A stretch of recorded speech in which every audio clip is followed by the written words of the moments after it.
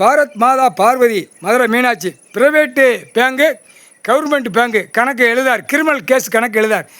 எல்லாமே உள்ளே ஓடுது. நீதிமன்ற கோர்ட்டில் வழக்கு ஓடுது, வழக்கு ஆடுது.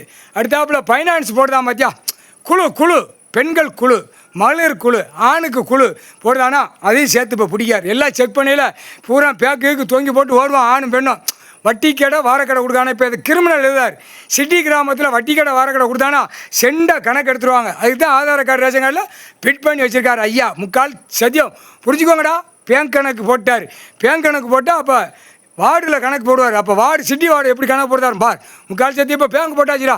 மத்திய அரசு, மாநில அரசு, ஒன்றிய அரசு, கவர்மெண்ட் பேங்கு, பிரைவேட் பேங்கு எல்லாம் பிராஞ்சி மாதிரி நடத்தானா உலக நாடு நடத்தான், தாய் இந்தியா நாடு நடத்தான், டெல்லி டு தமிழ்நாடு ஊடாடப்பட்ட மாநிலம் நடத்தி இந்த பேப்பரை வச்சு கெட்டுக்கட்டா அழிச்சு வச்சுருக்கான்.